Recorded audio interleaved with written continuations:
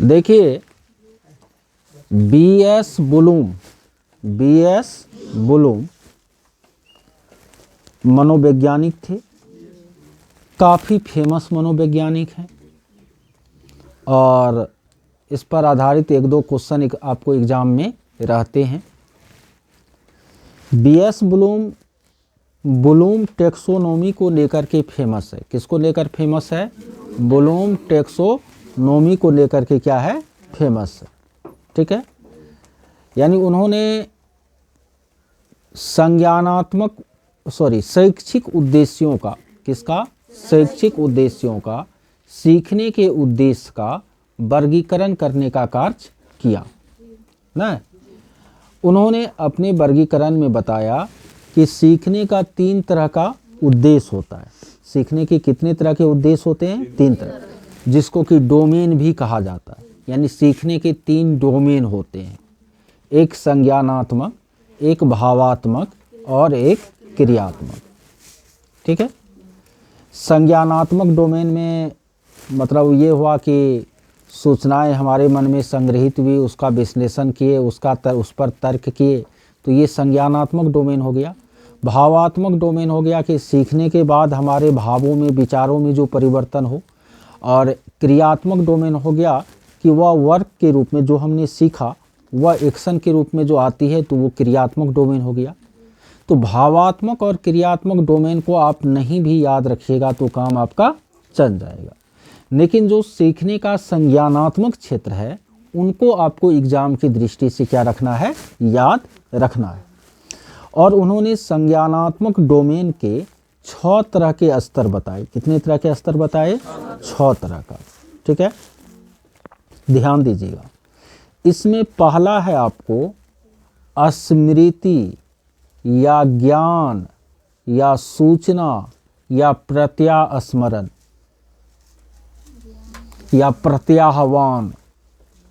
देखिए शब्द सब बदल रहा है, स्मृति कहे, ज्ञान कहे, सूचना कहे, प्रत्यास्मरण करे, प्रत्याह्वान कहे, ये सब पहला स्तर है ना, जिसको कि नॉलेज लेवल भी कहते हैं, इंफॉर्मेशन लेवल भी हम कहते हैं।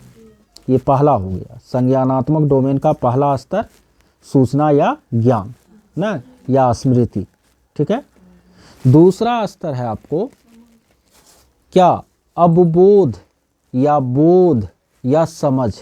अवबोध लिखे, बोध लिखे, समझ लिखे, बतवा एक है ना। उनके बाद तीसरा है अनुप्रयोग। क्या है? एप्लीकेशन।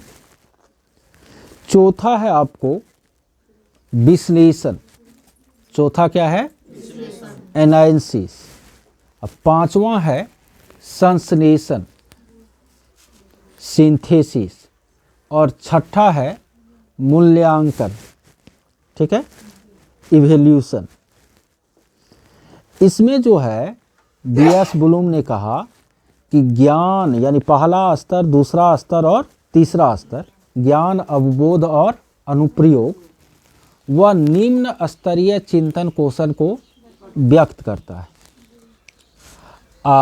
ऊपर वाला जो 3 गो है विश्लेषण, संश्लेषण और मूल्यांकन, वह उच्च स्तरीय चिंतन कौशल को क्या करता है? बताता है। ठीक है, लेकिन कभी कभी ऑप्शन में फंसा देता है। आप तो याद कर लिए कि 3 गो ज्ञान, बोध और अनुप्रयोग निम्न स्तरीय चिंतन कौशल है। अब आपको और विश्लेषण, संश्लेषण, मूल्यांकन उच्च स्तरीय चिंतन कौशल है। आपको एग्जाम में आपको फंसा कैसे देगा? कहेगा निम्नलिखित में कौन उच्च स्तरीय चिंतन कौशल का सही अनुक्रम है ना। एक में दे दिया सूचना, विश्लेषण, मूल्यांकन। दूसरा ऑप्शन दे दिया सूचना, अवबोध न, अनुप्रयोग, उच्च स्तरीय पूछ रहे हैं हम। तीसरा दे दिया न अवबोध, विश्लेषण, संश्लेषण। और चौथा दे दिया आपको अनुप्रयोग, विश्लेषण, संश्लेषण।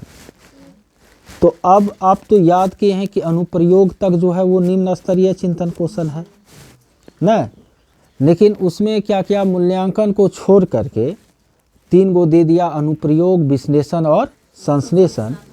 तो जब वो 3 गो ऊपर वाला न है तो अनुप्रयोग को हम ले सकते हैं, यानी आपका माइंड, रीजनिंग वाला माइंड लगाना पड़ेगा कि अनुप्रयोग भी तीसरा क्वेश्चन है तो बहुत कम तो नहीं है, तो तीसरा, चौथा, पांचवा वाला को हम सबसे बेहतर मान लेंगे, उस ऑप्शन का क्या करेंगे, चयन कर लेंगे। अब देखिए अलग अलग तरह के जो प्रश्न हम पूछते हैं बच्चों को, वो अलग अलग लेवल का होता है। कोई प्रश्न जो है वो सूचना स्तर का या ज्ञान स्तर का होता है, कोई प्रश्न बोध स्तर का होता है, कुछ प्रश्न अनुप्रयोग स्तर के होते हैं, कुछ प्रश्न विश्लेषण स्तर के होते हैं, कुछ प्रश्न संश्लेषण स्तर के होते हैं, कुछ प्रश्न मूल्यांकन स्तर के होते हैं। जैसे कि आपको हम कहे कि भारत के प्रथम प्रधानमंत्री कौन थे, इसमें क्या दिमाग लगाना है, सीधा आपको याद है तो उगन दीजिएगा कि पंडित जवाहरलाल नेहरू थे। तो यह प्रश्न किस स्तर का हो गया, सूचना स्तर का, है कि नहीं।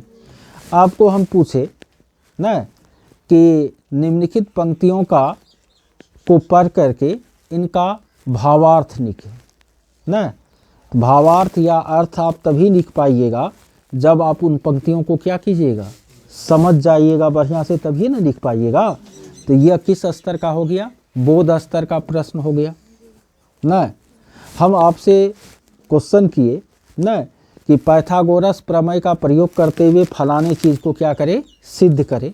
तो यह किस स्तर का क्वेश्चन हो गया, अनुप्रयोग का ना। हम कहे कि ग्रेड अंकों से कैसे अलग है, तो जब भी अंतर करने वाली बात हो ना तो वो किस स्तर का क्वेश्चन हो जाएगा, विश्लेषण का ना। हम पूछे आपको ना कि फला फला का अध्ययन करके फला के बारे में जो है बताए, तो आप उसमें अलग अलग दृष्टिकोणों से जो आपको विचार मिलेंगे उसको एकत्रित करके आप तैयार कीजिएगा। तो वो क्या हो गया, संश्लेषण का। मूल्यांकन हो गया कि बंडूरा के सिद्धांत न का आलोचनात्मक परीक्षण करें, यानी आपको वो सिद्धांत पूरा पता होना चाहिए, तब उसका आप आलोचनात्मक परीक्षण कर पाइएगा कि ये सही है या गलत है ना। तो ये क्या हो गया, मूल्यांकन। तो छोटे बच्चे जो होते हैं उसको बहुत हाई लेवल का क्वेश्चन हम नहीं पूछ सकते हैं, ठीक है। तो उम्र के अनुसार आपको लेवल वाला क्वेश्चन बढ़ता है। आप ऑनर्स का एग्ज़ाम दिए होंगे, ज़्यादातर क्वेश्चन आपको विश्लेषण, संश्लेषण या मूल्यांकन स्तर का क्वेश्चन पूछा गया होगा। सूचना, बोध और अनुप्रयोग स्तर का बहुत कम क्वेश्चन पूछा गया होगा। तो ये आपको 6 गो स्तर है। कोई भी जो क्वेश्चन पेपर तैयार किया जाता है ना, उसमें ब्लूम टैक्सोनॉमी का हमेशा क्या रखा जाता है, ध्यान रखा जाता है। क्वेश्चन पेपर का जो ब्लू प्रिंट तैयार होता है तो उसमें आपको किस चैप्टर से कितना क्वेश्चन लेना है और किस लेवल का क्वेश्चन कितना ज़्यादा लेना है, कितना क्वेश्चन सूचना स्तर का लेना है, कितना क्वेश्चन बोध स्तर का लेना है, ये आपको रहता है। तो प्रश्न पत्र तैयार करने में भी ब्लूम टैक्सोनॉमी का क्या होता है, प्रयोग होता है, ठीक है। यही है ब्लूम टैक्सोनॉमी। निम्न सारा बात बता दिए, ठीक है। बाद में अपना वीडियो फिर क्या कीजिएगा, 1-2 बार देख लीजिएगा। ये सब एकदम भीभिया है, इम्पोर्टेंट है, जहाँ से क्वेश्चन रहना ही रहना है। और वो और अभी जो हम बता रहे हैं बिल्कुल अब क्या बता रहे हैं, क्योंकि बहुत सारा बार पढ़ा दिए हैं, तो ये क्लियर कॉन्सेप्ट है जो आपको एकदम काम आएंगे। तो इस तरह के वीडियो को क्या करना है, बार बार आप लोगों को देखना है। आप लोगों के लिए ही ये बना रहे हैं, ठीक है।